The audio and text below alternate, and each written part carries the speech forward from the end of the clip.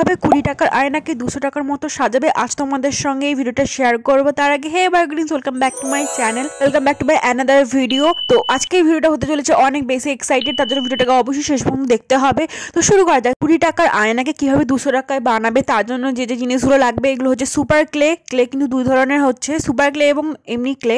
তো আমি এখানে সুপার ক্লেও ইউজ করবো আর এমনি ক্লেও দিয়েও তোমাদের বানিয়ে দেখাবো, মানে দুই ধরনের আমি এখানে আয়না বানিয়ে দেখাবো, দুই রকমের জিনিস দিয়ে। প্রথমে আমি দেখো এই দুটো আয়না দিয়ে কিন্তু আমি তোমাদের আজকে সেই আয়নাগুলো দেখাবো যেগুলো আমি ডেকোরেট করেছি। তোমরা ভিডিওর প্রথমে যেগুলো দেখলে যে আয়নাগুলোকে, তো এই আয়নাগুলো দিয়ে বানিয়েছি। এই আয়নাগুলো কিন্তু বাজারে অনায়াসে তোমরা পেয়ে যাবে 20 থেকে 30 টাকার মধ্যেই।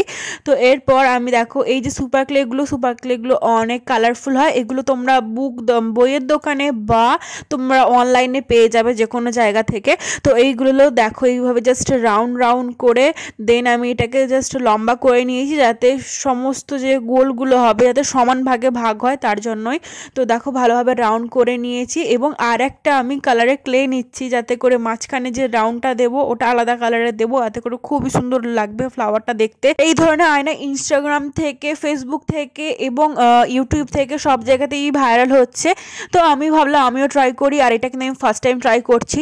আর আমি অনেক বেশি এক্সাইটেড আর অনেক বেশি ইজিও, কিন্তু যেহেতু আমিও বানাতে পারছি আশা করি তোমরাও খুব সহজে বানাতে পারবে। আমিও ফার্স্ট টাইম বানাচ্ছি। দেখো এইভাবে দেখো ক্লেগুলোকে পরপর একসঙ্গেই আটকে যায়, গ্লু ছাড়াই কিন্তু এগুলো আটকে যাচ্ছে। এবং দেখো একটা নাইফের সাহায্যে এই মাঝখানে একটা কাট দিয়ে দিয়েছি, পুরোটা আবার কাট দেওয়া যাবে না, মাঝখানে অল্প করে কাট দিতে হবে যাতে ফ্লাওয়ারটা খুবই সুন্দর লাগবে দেখতে। আশা করি তোমরা বুঝতে পারছো। এরপরে দেখো আমি নীল কালারও করে নিয়েছি। এরপর আমি আমার আয়নার সাইজ যতগুলো লাগবে আমি ঠিক ততগুলো ফ্লাওয়ার করে নিয়েছি। আমি এখানে বড় সাইজের ফ্লাওয়ার করেছি, তোমরা চাইলে ছোটো ছোটো সাইজেরও ফ্লাওয়ার করে নিতে পারো, ছোট এবং বড় মিশিয়েও ফ্লাওয়ার করতে পারো। তোমরা চাইলে অনেক বড় বড় যে আয়নাগুলো হয় ওগুলোতেও খুবই সুন্দরভাবে ডেকোরেট করতে পারো, ওগুলোতেও খুব সুন্দর লাগবে। আর এই যে ফ্লাওয়ারগুলোকে আয়নাতে বসানোর জন্য আমি এখানে ফ্যাব্রিক গ্লু ইউজ করছি। তো তোমরা চাইলে অন্য গ্লুও ইউজ করতে পারো, V7000 গ্লুটাও ইউজ করতে পারো। আর এই ফ্যাব্রিক গ্লু দিয়েও খুব ভালোভাবে কিন্তু এগুলো আটকে যায়। দেখো এগুলোকে ভালোভাবে আটকেও দিয়েছি। আর এই যে আমার ফার্স্ট আয়না কেমন লাগছে কমেন্ট করে জানিও কিন্তু এই আয়নাটা আমার খুবই সুন্দর, মানে খুবই ভালো লেগেছে দেখতে। এরপর নেক্সট হচ্ছে আমি তোমাদের এই ক্লে মোল্ডগুলো যেগুলো হয় এগুলো দিয়ে তোমাদের দেখাচ্ছি। দেখো এইগুলো দেখো, এটা কিন্তু এটাতে দু ধরনের জিনিস থাকে। তো এই দুটো জিনিসকে তোমাদের ফার্স্টে মিক্স করতে হবে, ভালো করে মিক্স করতে হবে যতক্ষণ না এই দুটো ক্লে মিশিয়ে পুরো সাদা হয়ে আছে ততক্ষণ পর্যন্ত এই দুটোকে ভালো করে মিক্স করতে হবে, যেমনভাবে আটা মাখানো হয় অ্যাকচুয়ালি ওই রকমভাবেই কিন্তু।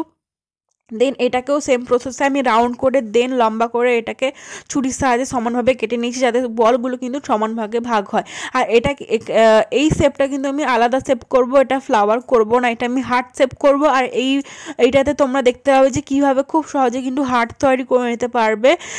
দেখো ছুরির সাহায্যে মাঝখানে এইভাবে কেটে দিয়েছি, যেভাবে আমাদের বয়ফ্রেন্ডরা আমাদের মনগুলোকে এইভাবে ভেঙে দিয়ে চলে যায় ঠিক ওইভাবে কিন্তু আমি এইখানে ছুরির সাহায্যে কেটে দিয়ে হার্ট বানাচ্ছি। আমি কাটি না, আমি জাস্ট বানাচ্ছি, ঠিক আছে।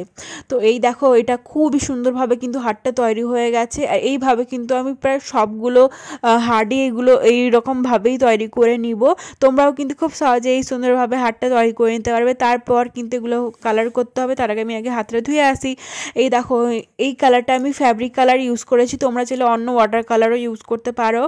তো এখানে আমি অনেকগুলো কালার মিক্স করে মানে ইউজ করেছি, অ্যাপ্লাই করেছি যাতে খুবই সুন্দর একটা কালারফুল লুক আসে তার জন্য। তো তোমরা চাইলে এক কালারে ইউজ করতে পারো বা আমার মতো মাল্টি কালারেও ইউজ করতে পারো।